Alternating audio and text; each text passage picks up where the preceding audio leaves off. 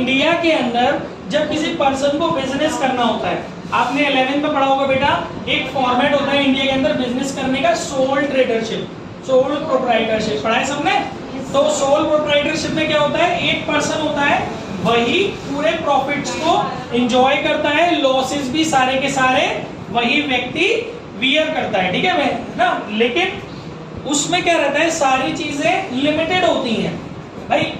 Capital का arrangement है वो भी लिमिटेड है भाई। एक अकेला आदमी मैक्सिमम, मैं तो कह रहा हूँ करोड़ों रुपए ले आएगा वो, बट वो भी तो कंपैरेटिवली दो लोगों के लिमिटेड ही है ना, उसकी कैपिटल की जो वो अरेंजमेंट कर रहा है। तो कैपिटल के अरेंजमेंट्स लिमिटेड होते हैं, मैनेजरियल स्किल्स जो होते हैं वो भी लिमिटेड होते हैं। तो कंपनी के अंदर यही कॉन्सेप्ट है, पीछे का फैन चला ली बेटा, कंपनी के अंदर यही वाला कॉन्सेप्ट है कि, सॉरी क्या बोल रहा था, सोल प्रोप्राइटरशिप के अंदर ये कॉन्सेप्ट होता है कि उसके अंदर सारी चीजें लिमिटेड रहती हैं। फिर चलाना था भाई, बंद नहीं करना था। तो सोल प्रोप्राइटरशिप में कुछ ड्रॉबैक है। ड्रॉबैक क्या है, जो लोगों को बड़ा काम करना है वो लोग सोल ट्रेडर नहीं बनते इंडिया के अंदर, क्योंकि जिन लोगों को ज्यादा कुछ ऐसा प्रोसेस करना है, कुछ ऐसा वर्क स्टार्ट करना है जिसमें ज्यादा कैपिटल की नीड है, या फिर ज्यादा मैनेजरियल स्किल्स या ज्यादा एबिलिटी की नीड है, तो वो लोग क्या करते हैं इंडिया के अंदर, दूसरा फॉर्मेट चूज करते हैं बिजनेस करने का, एंड दैट इज पार्टनरशिप, जो आप इतने महीनों से पढ़ रहे थे। पार्टनरशिप के बारे में क्या है, मैं क्या ही बोलूं, सब जानते हो है ना, कि क्या उसके अंदर क्वालिटीज होती हैं। फिर जब लोगों को या कुछ व्यक्तियों को कुछ मैन्युफैक्चरिंग लेवल पर काम स्टार्ट करना होता है, जब कुछ लोग या जब कोई व्यक्ति मैन्युफैक्चरिंग के प्रोसेस में आना चाहता है, बहुत ह्यूज लेवल पर सेटअप डालना चाहता है, इंडस्ट्री एस्टेब्लिश करना चाहता है, तो उसको पार्टनरशिप वाला जो फॉर्मेट है इंडिया के अंदर बिजनेस करने का, उसको गिव अप करना पड़ेगा, या फिर वो उस फॉर्मेट को चूज नहीं करता। क्यों? क्योंकि पार्टनरशिप के अंदर एक लिमिटेशन है, दैट इज 50 मेंबर्स। मालूम है ना सबको, 50 मेंबर की लिमिटेशन होती है कि 50 से ज्यादा मेंबर पार्टनर नहीं हो सकते, है ना। तो यानी कि उनकी भी कैपिटल कहीं ना कहीं लिमिटेड है, बट ऐसा कंपनी के अंदर नहीं है। तो इंडिया के अंदर थर्ड जो फॉर्मेट है that is company, joint stock company. तो कंपनी क्या है, कंपनी कुछ भी नहीं है, कंपनी ओनली एक आर्टिफिशियल पर्सन है। What is company?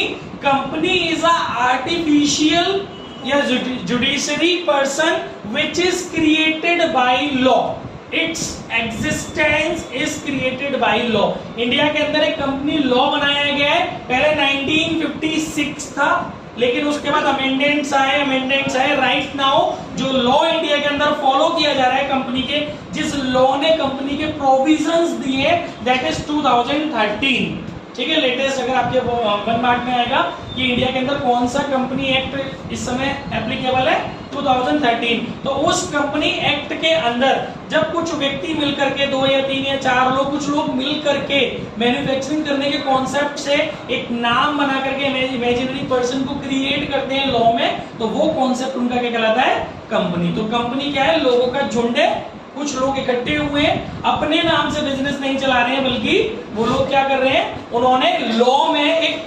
Artificial person के रूप में एक कंपनी क्रिएट की है, एक फर्म, मतलब एक इंस्टीट्यूशन क्रिएट किया है जो कि मैन्युफैक्चरिंग से रिलेटेड वर्क करे, ठीक है। तो उस कॉन्सेप्ट को हम लोग कंपनी बोलते हैं। यहाँ तो क्लियर है बात? हाँ, तुम क्या कहते बेटा? 2014 है, लेटेस्ट 2013 है। 2014 में स्पेशल रिजोल्यूशंस आए थे। 13 में जो कमियां रही हैं, 13 में जो प्रोविजंस आए थे, उनमें जो चेंजेस करने थे, फिर ऐसे तो हर साल, हर कुछ वर्षों में चेंजेस आते हैं, लेकिन जो पूरा की पूरा एक्ट है वो 2013 है, जो पूरी तरीके से रिवाइज हुआ है 2013 में। 2014 में कुछ, 2013 में जो शेड्यूल्स थे उनमें चेंजेस आए 2014 में। आप आंसर 2014 मत लिखना, 2013 ही लिखना। 14 में चेंजेस आए, कई सारे हैं, पर पूरा की पूरा एक्ट रिफॉर्मेशन नहीं हुआ है 2014 में।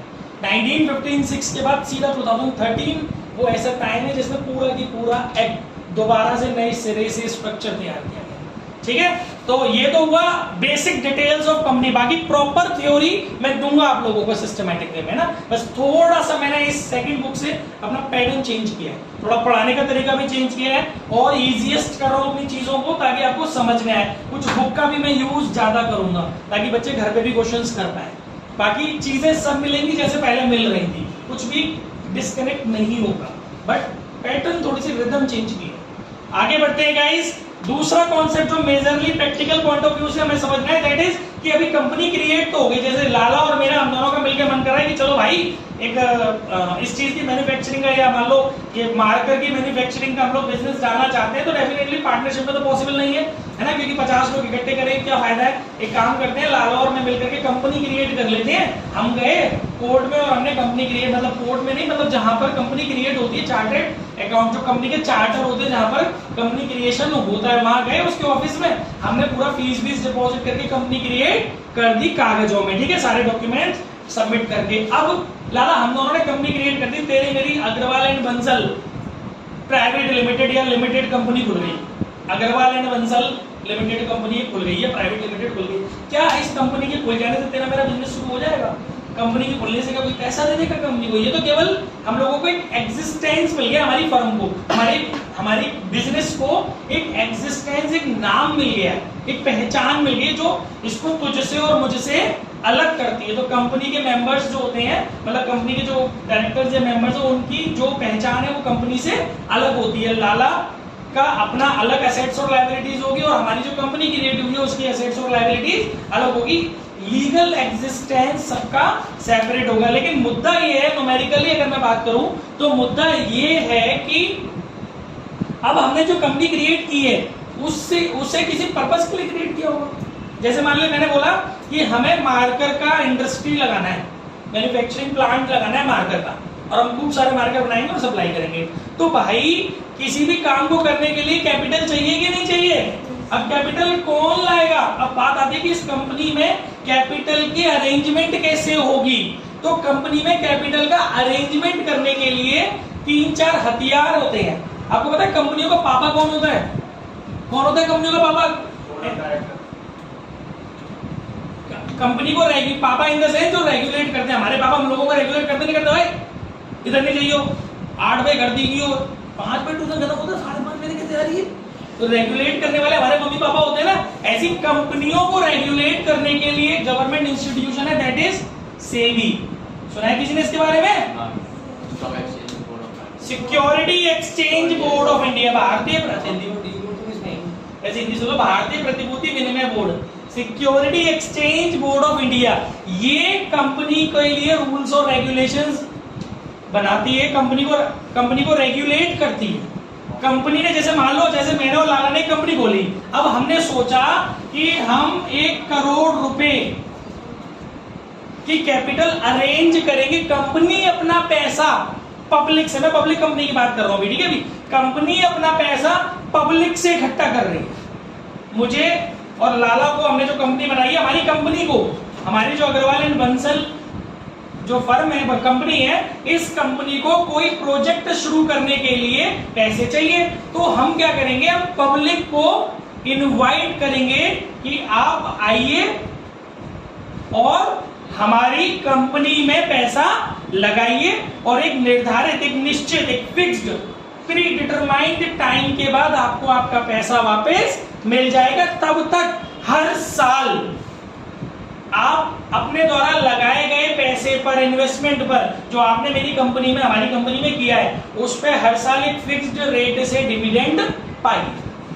बात समझ रहे हो? तो ये जो सिस्टम है जिसमें कंपनी पब्लिक को इनवाइट कर रही है, कि पब्लिक को ऑफर कर रही है कि पब्लिक कंपनी के अंदर इन्वेस्टमेंट करे, तो वो ऑफर जिस माध्यम से किया जाता है उस माध्यम का नाम होता है शेयर।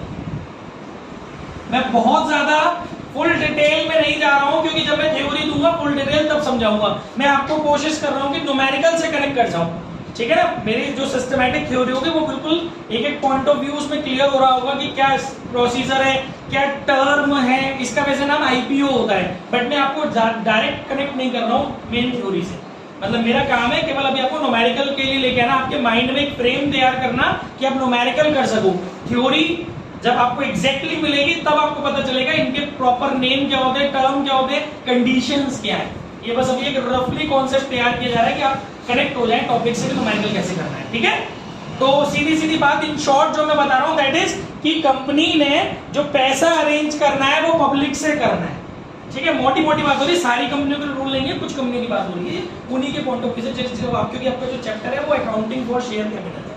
तो कंपनी अपनी कैपिटल, किसी प्रोजेक्ट को, जिस प्रोजेक्ट के लिए कंपनी स्टैब्लिश की गई है, वो कैपिटल कंपनी अपनी कहां से अरेंज करती है, पब्लिक से अरेंज करती है। किस माध्यम से अरेंज करती है, शेयर से, और जरूरत पड़ी तो डिवेंचर से, और उसके बाद भी कंपनी को पैसे की जरूरत पड़ रही है तो लोन वगैरह कंपनी लेती है। ये ज्यादातर 3-4 हथियार होते हैं कंपनी के पास, जिनके माध्यम से कंपनी जिस पर्पस से स्टैब्लिश या फॉर्म या क्रिएट की गई है उस पर्पस के लिए जो फंडिंग चाहिए अपनी फंडिंग अरेंज करती है। सबसे पहले कंपनी कोशिश करती है शेयर्स के थ्रू फंडिंग अरेंज करने की। शेयर क्या है, share is nothing else only कि कंपनी ने जो कैपिटल इकट्ठी की है वो छोटे छोटे टुकड़ों में बटी हुई है।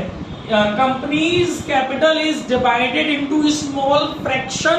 Each fraction is called share. जैसे मैंने बोला कि मुझे 1 करोड़ रुपए चाहिए अपने इस प्रोजेक्ट को चालू करके अच्छे से चलाने के लिए। अभी 1 करोड़ रुपए मैं कैसे लूं आपसे?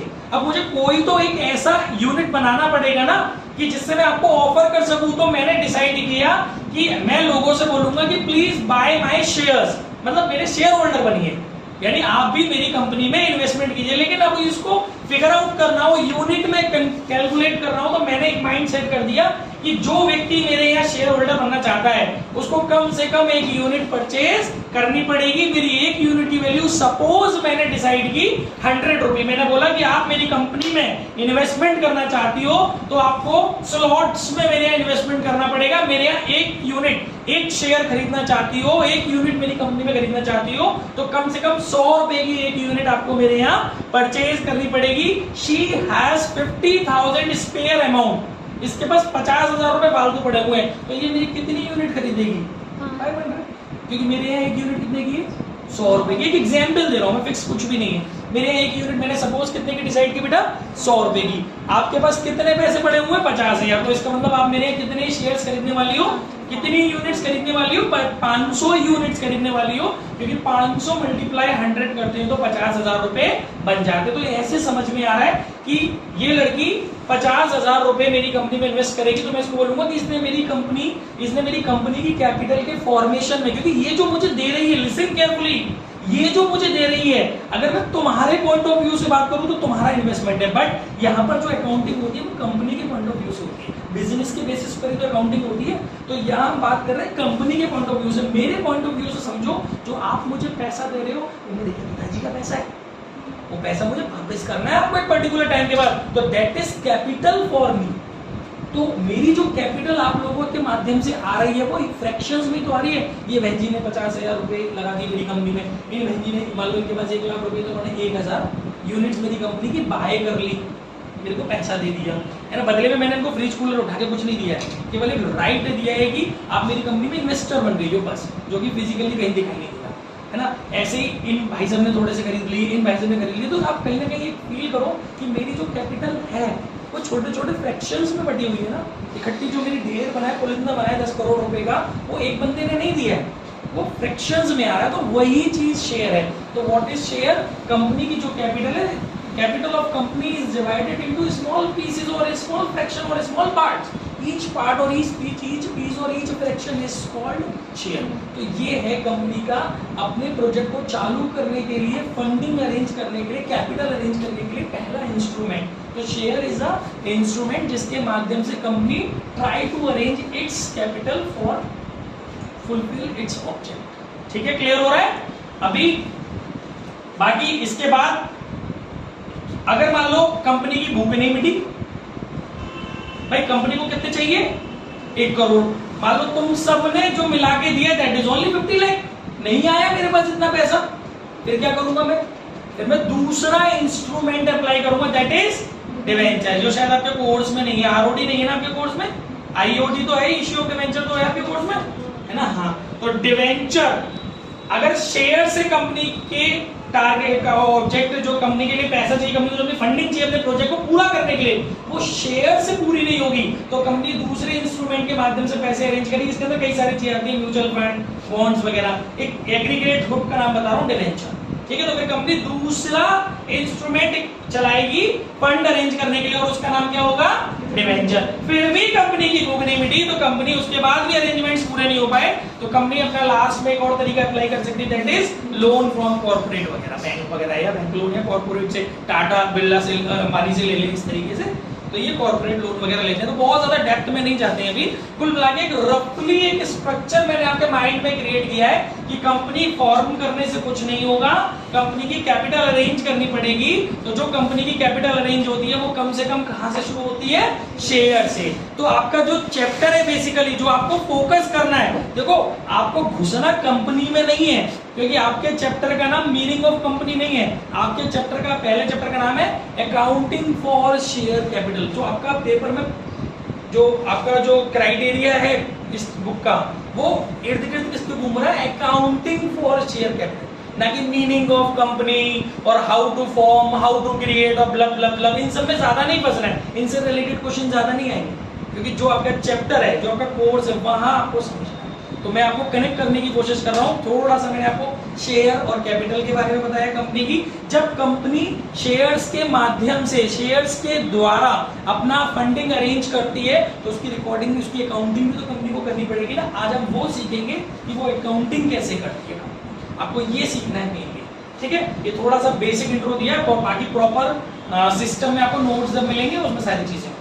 तो गाइस शेयर, बस एक और आपको हल्का सा बता देता हूं, शेयर्स दो तरह के रहते हैं बेटा।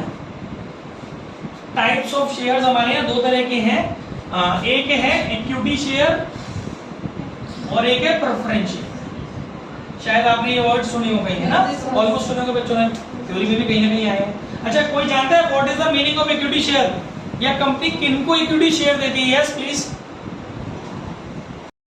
शेयर इश्यू करती है। जान जैसे मान लो मैंने को अकेले चुल्ले मचीदी की मुझे कंपनी खोल ली है, तो आप मुझे बड़ा प्यार है मार गए कंपनी से, मुझे फलाना जो लक्सर की कंपनी खोल ली है तो मैंने खोल डाली, मैंने कैपिटल अरेंज करनी है। अब तो मुझे जो कैपिटल अरेंज करनी है ना, मैं दो तरीके की कैपिटल अरेंज कर सकता हूँ अपने यहाँ, एक इक्विटी कैपिटल और एक प्रेफरेंस कैपिटल। अब उसके लिए मुझे क्या करना होगा, मुझे लग रहा है कि यार मैं ये झमेले में नहीं पड़ूं, पब्लिक बाजी नहीं करूँ ज्यादा, मैं चाहता हूं कि मैं पब्लिक को ज्यादा इन्वॉल्व ना करूं। तो मैंने क्या करा, मैंने कुछ लोगों को इक्विटी शेयर इश्यू कर दिए।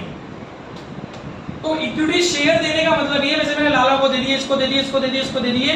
तो इक्विटी शेयर वो शेयर्स होते हैं जिन पर एक स्पेशल राइट ये होता है कि ये केवल कंपनी उनको ही इश्यू करती है जिनको कंपनी अपना पार्टनर बनाना चाहती है। इन अदर वर्ड, जो कंपनी के, सीधा एड्रेस हो गया, इन अदर वर्ड जो कंपनी के वास्तविक स्वामी होते, रियल ओनर, जो कंपनी के बोर्ड ऑफ डायरेक्टर की मीटिंग में शामिल होते हैं, जिनकी कंपनी के बोर्ड बैंक में जिनका राइट होता है, जिनको कंपनी को चलाने का अधिकार है, क्योंकि बोर्ड ऑफ डायरेक्टर जी होते हैं जो कंपनी के लिए रूल्स बनाते हैं, जिनको कंपनी के लिए रूल्स बनाने का अधिकार है, जिनका प्रॉफिट में हिस्सा है, वो लोग होते हैं इक्विटी शेयर होल्डर। जिन, और ये कंपनी हर किसी को देगी, रिक्शे वाले को देगा, रिलायंस अपने इक्विटी शेयर क्यों देगा भाई, क्योंकि उसको भाई जो भी बंदा इक्विटी शेयर होल्डर कंपनी का लेगा, उसका सीधा सीधा मतलब हो गया कि वो बंदा कंपनी के बोर्ड ऑफ डायरेक्टर की मीटिंग में जाकर के बैठेगा और बोर्ड ऑफ डायरेक्टर की मीटिंग में उसकी भी बात रखी जाएगी। सपोज 10 करोड़ रुपए की कैपिटल कंपनी ने इक्विटी शेयर्स के थ्रू अरेंज की है, इस लाला ने 2 करोड़ रुपए के इक्विटी शेयर खरीदे, तो इसकी बात सुनी जाएगी ना, because he has 20% right in our company, तो इसकी बात तो सुनी जाएगी। अब जे रिक्शे वाला हो तो फिर जिसने तो कल ही नहीं होगी मैनेजमेंट करने की, फिर ये क्या कंपनी को चलाने के लिए सलाह देगा, ये क्या पॉलिसीज बनाएगा कंपनी के लिए। तो इसलिए कंपनी इक्विटी शेयर उन लोगों को देती है जिनको कंपनी अपना पार्टनर बनाना जानती है, चाहती हो। तुम जानते हो पार्टनर किसको बनाया जाता है, जिसका एबिलिटी हो। तो इक्विटी शेयर वो शेयर होते हैं जो जिनको कंपनी रियल ओनर बनाना चाहती है, जिनको कंपनी अपना पार्टनर बनाना चाहती है। On the other and preference share क्या होते हैं, प्रेफरेंस शेयर वो शेयर्स होते हैं जिन्हें इक्विटी शेयर के कंपैरिजन में 2 स्पेशल राइट्स मिले होते हैं, इसीलिए इनका नाम प्रेफरेंस है, क्योंकि इनको इनके कंपैरिजन में 2 प्रेफरेंसेस इन शेयर्स के साथ मिलते हैं। जो व्यक्ति इनको खरीदता है कंपनी से, उस व्यक्ति को इक्विटी शेयर के कंपैरिजन में 2 स्पेशल या 2 प्रेफरेंस दिए जाते हैं। वो क्या क्या प्रेफरेंस होते हैं? पहला प्रेफरेंस प्रॉम्प्ट पेमेंट और दूसरा preference fixed rate of dividend.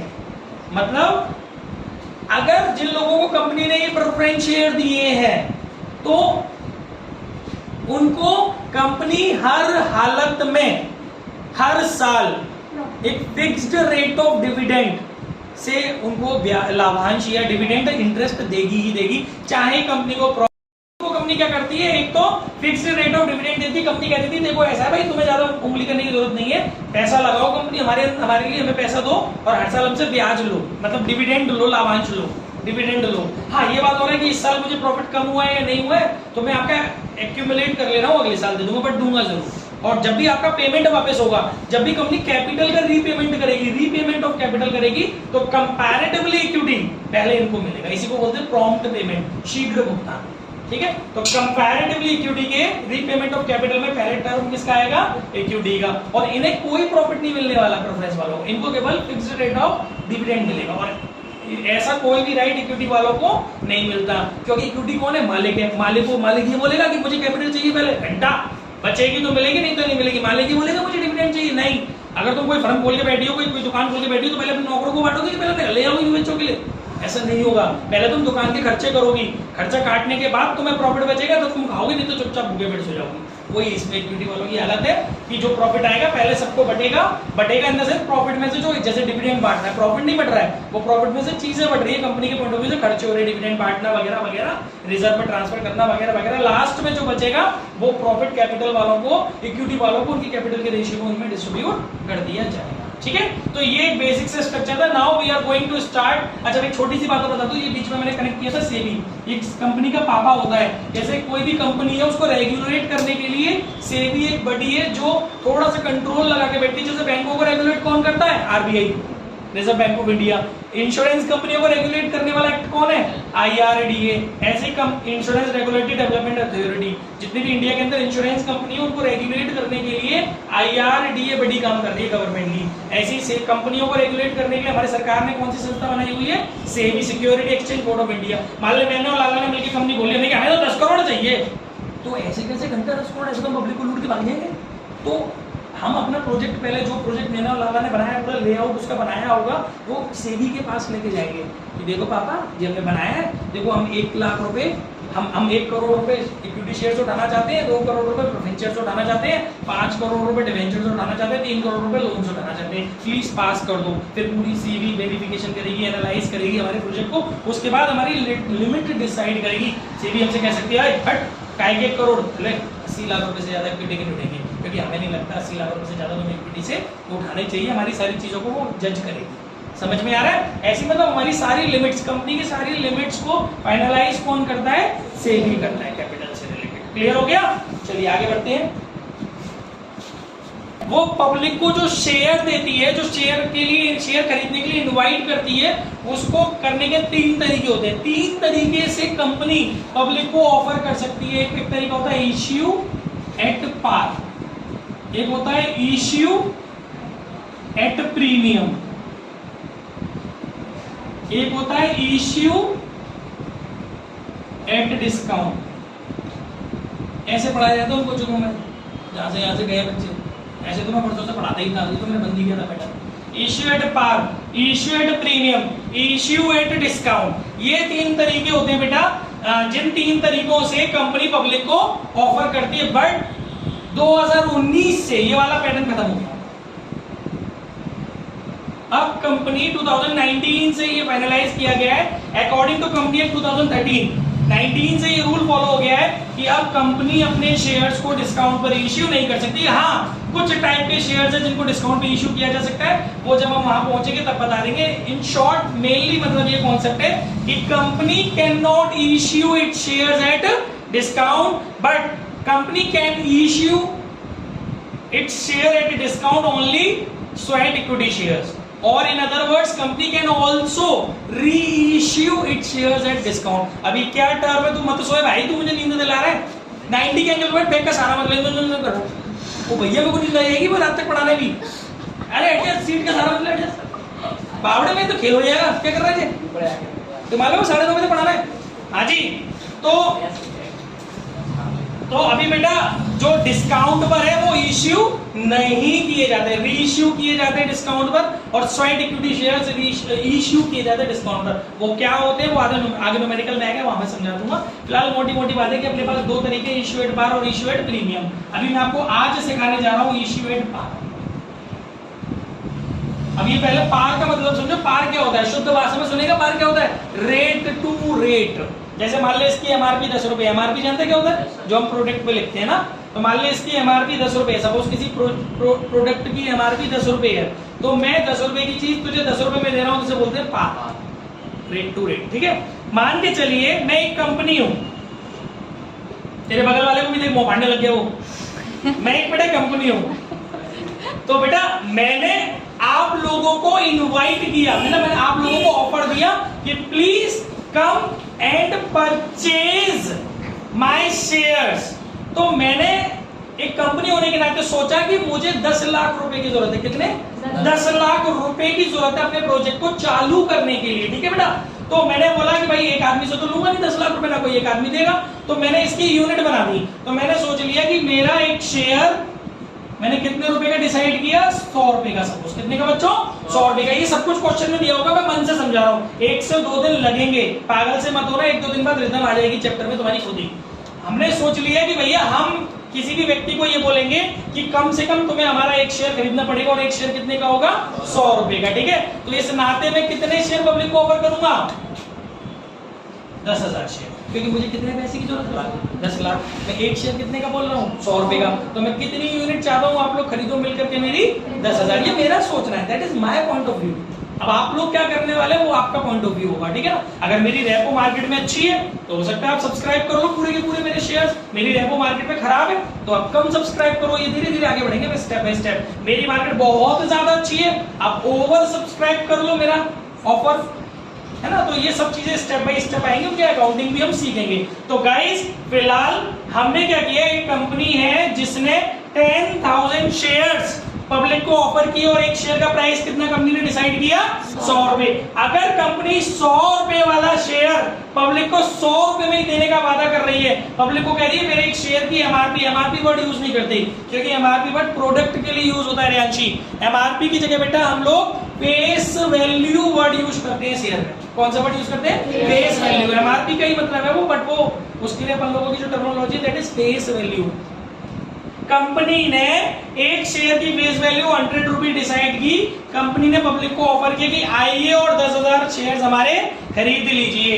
तो 100 रुपए का शेयर कंपनी अगर 100 रुपए में दे रही तो उस टॉपिक का मतलब होता है इश्यू एट पार। अब बात करते हैं कि कंपनी ये जो 100 रुपए तुमसे मांगेगी वो इकट्ठे नहीं लेगी। दो तरीके होते हैं इसके भी। इश्यू जो कंपनी शेयर्स करती है तो बेटा दो तरीके होते हैं, या तो कंपनी एक ही बार में पैसा लेती है या फिर कंपनी इंस्टॉलमेंट्स में पैसा लेती है। कंपनी आपसे एक ही बार में भी पूरा पैसा ले सकती है। जैसे हरियाणसी बोली सर मैं खरीदूंगी 200 शेयर, तो हरियाणसी मुझे आपसे कितने पैसे लेने होंगे, कितने शेयर खरीदना चाहती हो मेरे, एक शेयर मेरा कितने का है, कितने रुपए दोगे तुम मुझे, 20,000। मैं तो तुमसे पूछा भाई आपके पास कितने शेयर लेना चाहती हो मेरे, 200। एक शेयर का मैं कितने रुपए लूंगा तुमसे, 100।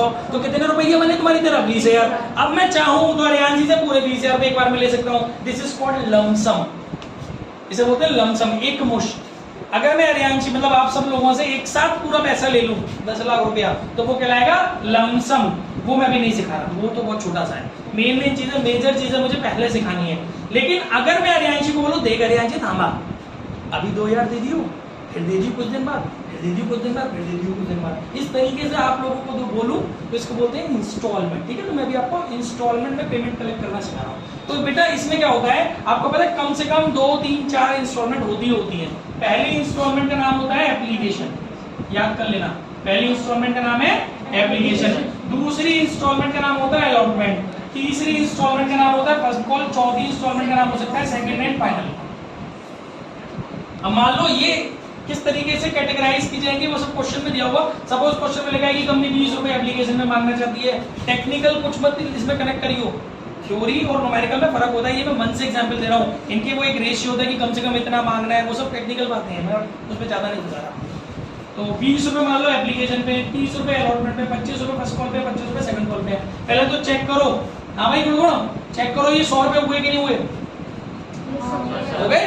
यानी कि ये सब बेटा हमें खुद से नहीं बांटना है, ये जब क्वेश्चन में बुक की लैंग्वेज में दिखाऊंगा तो मैं आपको सब कुछ लिखा हुआ मिलेगा। फिलहाल मैं आपको समझा रहा हूँ कि 100 रुपए का शेयर है, 10,000 शेयर कंपनी पब्लिक को ऑफर कर रही है कि भैया आओ और खरीद लो, 20 रुपए अभी दे दो, फिर 1 महीने बाद अलॉटमेंट मांगूंगी तब 30 रुपए के हिसाब से दे देना, जो जितने खरीदे तो 100 खरीदे तो 100 के हिसाब से 30 रुपए दे दियो, 500 खरीदे तो 500 के हिसाब से दे दियो, नया खरीदे तो नया हिसाब से दे दियो, ठीक है। फिर 1 महीने बाद दे दियो फर्स्ट कॉल, फिर 1 महीने बाद दे दियो सेकंड कॉल, हो सकता है मैं 3 ही मांगूं, तो फिर वो 3 कौन सी होंगी एप्लीकेशन, फर्स्ट एंड फाइनल है ना, और 4 मांग रहा हूँ तो सेकंड एंड फाइनल कॉल, हो सकता है 5 मांगूं, तो पहली होगी एप्लीकेशन, दूसरी होगी अलॉटमेंट, तीसरी होगी फर्स्ट कॉल, चौथी होगी सेकंड कॉल, पांचवी होगी third and final call. Clear हो गया गाइस? ठीक है। अब देखिए मेन चीज यहाँ लिखते हैं, एक वर्किंग नोट के टाइप के टेबल बना रहा हूँ मैं, क्योंकि आपसे पूछी जाएंगी जनरल एंट्रीज, बट इस टेबल को ड्रॉ करना सीख गए तो जनरल एंट्रीज बड़े आराम से करो। एक होता है ड्यू, एक होता है रिसीव, एक पंगा होता है ड्यू, एक पंगा होता है रिसीव। देखो ध्यान से सुनना, मैं कंपनी हूँ, ठीक है, मैंने आपको ऑफर किया, तो जिस दिन मैं आपको ऑफर कर रहा हूँ कि आइए और मेरी कंपनी में शेयर खरीदिए और मुझे पैसे दीजिए, अभी आपको टोकन मनी लेना है, एप्लीकेशन दैट इज 20 रुपीज, जितने शेयर आप लेना चाहते हो 20 रुपए पर शेयर के हिसाब से आप मुझे पैसे दो। तो सबसे पहले तो मेरे पास पैसा आएगा ना, तभी तो मुझे मालूम पड़ेगा कि आप लोगों ने ज्यादा, आप लोगों ने मेरे पूरे 10,000 शेयर खरीद लिए कि कम खरीदे कि ज्यादा खरीदे, मुझे पहले से सपने आएंगे। जब तक आप मेरे को खरीद के मुझे पैसे नहीं दोगे, तब तक टोकन मनी मेरे पास नहीं दोगे, एप्लीकेशन मनी मुझे नहीं दोगे, तब तक मुझे कैसे मालूम पड़ेगा कि कौन कौन लोग, कितने लोग मेरी कंपनी में इंटरेस्टेड हैं शेयर्स खरीदने के लिए। मान के चलो अभी मैं सिखा रहा हूँ नॉर्मल सब्सक्रिप्शन, मतलब जितने मैंने पब्लिक को ऑफर किए थे बेटा उतने ही, ना ज्यादा ना कम, उतना ही आप लोगों ने सब्सक्राइब किया। सब्सक्राइब मतलब आपने मेरे शेयर्स खरीदे। तो तू बता कितने रुपए मेरे पास एप्लीकेशन पे आएंगे, मैंने तुम सब लोगों को कितने रुपए, कितने शेयर ऑफर किए थे, कितने खरीदने के लिए कहा था, और एक शेयर पे कितने रुपए जा रहा हूँ मैं, 100 नहीं, तो कितने रुपए आएंगे मेरे पास, 2 लाख। क्लियर? आगे सबको समझ में? यहां से मेरा माइंडसेट हो गया कि आप सब लोग रेडी हो, तो मैं अब आपको अभी आप लोग मालूम कौन हो, जब आप लोग मेरे पास एप्लीकेशन मनी दोगे ना, you are not my shareholder. Ariyanshi listen very carefully, जब आप मेरे पास 20 रुपए के हिसाब से जो पैसे भेज रही हो, ये जो 2 लाख रुपए आए हैं ना, जिन लोगों ने मुझे भेजे हैं, पूरे 10,000 लोगों, 10,000 शेयर्स पर मेरे पास जो 2 लाख रुपए आए हैं, ये मेरे शेयर होल्डर नहीं है। अब मैं इन्हें बनाऊंगा शेयर होल्डर, पहले एप्लीकेशन मनी आती है, उसके बाद अभी आप मान लो कौन हो, आप लोग एप्लीकेंट हो, क्योंकि आप लोगों ने एप्लीकेशन पर मनी मेरे पास भेजी है। जब आप लोग मेरे पास एप्लीकेशन पर मनी भेजते हो, उस समय आप लोग मेरी कंपनी में कौन होते हैं, एप्लीकेंट। फिर मैं डिसाइड करूंगा अगर पूरा नॉर्मल सब्सक्रिप्शन जितने मुझे चाहिए थे उतने आप लोगों ने खरीदे, तो मैं आप सबको किसमें कन्वर्ट कर दूंगा, शेयर होल्डर में। अब आप मेरे शेयर होल्डर बन गए, तो जैसे ही आप मेरे शेयर होल्डर बनोगे, तो जैसे ही वो जो पैसा मेरे पास आया है, ये मेरी खोपड़ी पे लायबिलिटी बनेगा, बना कि नहीं बना, ये तुम्हारा पैसा है ना, तुमने दिया ना, 10 वर्ष बाद मुझे वापस भी तो करना पड़ेगा तुझे। तो इसको बोलते हैं ड्यू।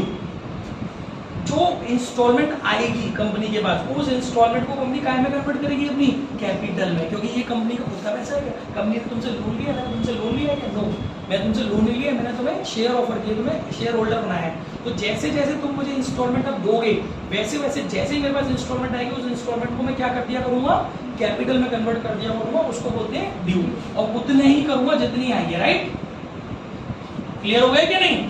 अब आप बहुत बेसिक सी बात समझना, आज 1 जनवरी को मैंने आपको ऑफर किया कि आओ भाइयों 15 दिन का टाइम दे रहा हूं, 10,000 शेयर मेरे खरीद लो, 20 रुपए के हिसाब से मुझे 2 लाख रुपए दे दो।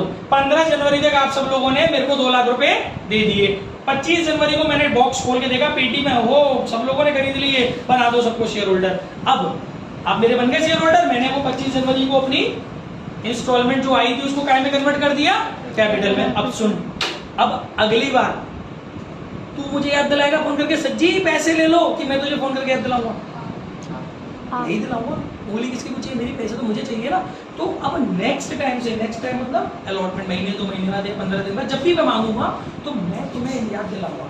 यानी कि अब आगे से पहले मैं ड्यू कर लूंगा, बाद में मुझे रिसीव होगा, क्योंकि पहले मुझे आपको रिमाइंड कराना पड़ेगा कि भाई साहब मेरा सेकंड इंस्टॉलमेंट जिसका नाम है अलॉटमेंट, उसका टाइम आ गया, प्लीज मुझे पैसे दीजिए। तो अगली बार मुझे कितने पैसे की उम्मीद होगी, 10,000 शेयर और 30 रुपए के साथ कितने रुपए मिलने वाले हैं मुझे, 3 लाख। और अभी बिल्कुल सिंपल क्वेश्चन करा रहा हूँ, मान लो पूरा की पूरा पैसा मुझे यथा समय ऑन टाइम मिल गया, फिर सो जाओ थोड़े दिन के लिए, फिर थोड़े दिन बाद में तुम्हें जगाऊंगा फर्स्ट कॉल पे, तीसरी इंस्टॉलमेंट का टाइम आएगा नहीं आएगा, फिर जगाऊंगा भैया पैसे दो, तो मैं पहले ही ड्यू कर लूंगा क्योंकि मैं तुम्हारे को लेकर के बहुत पॉजिटिव हूँ, मुझे पता है तुम पैसा दोगे, इसीलिए पहले ड्यू करी जाती है और बाद में रिसीव होती है। समझ में आ रहा है? धीरे धीरे समझ में आएगा, एकदम से समझ में नहीं आएगा, पागल से मत हो जाना। तो ये है इसका सिस्टम। पहले क्या किया आपने? रिसीव, फिर उस रिसीव्ड वाले पैसे को किस में कन्वर्ट किया? कैपिटल में, यानी कि ड्यू किया। अब आगे से पहले क्या करोगे? ड्यू, फिर रिसीव, पहले ड्यू फिर रिसीव, पहले ड्यू फिर रिसीव, लेकिन पहली बार पहले रिसीव, उसके बाद उसको ड्यू। ये है प्रोसीजर। अब इसी सिस्टम को नंबर में डाल दो। पहली एंट्री काय की होगी? रिसीव्ड की, दूसरी होगी ड्यू की, तीसरी होगी ड्यू की, चौथी होगी रिसीव्ड की, पांचवी होगी ड्यू की, छठवीं होगी रिसीव्ड की, सातवीं होगी ड्यू की, आठवीं होगी रिसीव्ड। अब शेयर, क्या वो वीडियो क्लियर नहीं आ रही तो एक काम कर, सीट एक्सचेंज कर लो। Being share application money receive, आया कौन समझ में? Bank account debit to share application, क्योंकि कंपनी को एक नंबर 1 की एंट्री कर रहा हूं, कंपनी को एप्लीकेशन का पैसा मिला है। अब इस एप्लीकेशन के पैसे को काय में कन्वर्ट करना है? कैपिटल में। तो डेफिनेटली क्या एंट्री होगी? नॉर्मली आप जान सकते हो, इसको खत्म कर रहे हो तो उसको डेबिट कर दो। शेयर एप्लीकेशन अकाउंट डेबिट, देर हटा दिया होगा उसने सेकंड नंबर पे एंट्री, तेरे मोहम्मद अमान निकल रही है। और शेयर कैपिटल क्यों क्रेडिट हुई है? क्योंकि कंपनी की कैपिटल है, क्रेडिट ही होनी है। तो शेयर कैपिटल कितना? 2 लाख रुपया। ट्रांसफर्ड, देख के बार-बार रिसीव करेगा। ट्रांसफर्ड टू शेयर कैपिटल, यही ट्रांसफर चला रही थी ना तू? हाँ, तो मैं कह रहा हूँ तसल्ली ना, हमें वहां पर अटके आइए। Being share application money transfer to share capital, ये एंट्री होती है, इसी को बोलते हैं ड्यू। मैं शॉर्ट में उसको ड्यू बोलता हूँ, पर वो है, मैंने बोला ना इंस्टॉलमेंट्स को कैपिटल में ट्रांसफर करना है, उसको ड्यू बोल सकते हैं। वो यही मतलब है, ठीक है? पहली एंट्री रिसीव्ड की है, दूसरी एंट्री जो आपको पैसा मिला है उसको आपने कन्वर्ट कर दिया, कैपिटल में ट्रांसफर कर दिया। अब नेक्स्ट टाइम पहले से ही आप ट्रांसफर कर लोगे या फिर पहले से ही आप ड्यू कर लोगे। तो थर्ड एंट्री क्या होगी? गुण थर्ड एंट्री कौन सी वाली होगी? अलॉटमेंट की। गुनगुन इतनी सारी है भैया, अलॉटमेंट की ड्यू वाली। मैंने नंबर डाला ना बेटा, देख ये एप्लीकेशन का स्लॉट है, ठीक है? ये अलॉटमेंट का स्लॉट है, ये फर्स्ट कॉल का स्लॉट है और ये सेकंड कॉल का स्लॉट है। मैंने यहाँ नंबर 3 डाला है, ड्यू की होगी, अलॉटमेंट की। और देख यही एंट्री होगी ड्यू की, यही जे ड्यू है, दो जे सिर्फ 2 एंट्री जेरी ड्यू की, जेई चे पे दे नाम चेंज कर दिया बस। Share allotment account debit to share capital, amount में चेप दिया, अमाउंट लेने अपने घर में तो जाएंगे। To share capital account 3 lakh. अब ये इतनी लंबी चौड़ी नरेशन लिखने की बार-बार जरूरत नहीं, शॉर्ट में लिख सकते हो। Being share allotment money due, और इसकी जगह तुम ये लंबी चौड़ी नरेशन लिखना चाहते हो तो भी गलत नहीं है, इसीलिए ड्यू और ट्रांसफर एक ही बात होती है, ठीक है? अब फोर्थ एंट्री क्या होगी? रिसीव की। क्या होगी? Bank account debit to share allotment account, ये रहा। फिफ्थ होगी ड्यू की, ये रही। सिक्स्थ होगी रिसीव की, ये रही। इस तरीके से कंप्लीट पूरा क्वेश्चन को फटाफट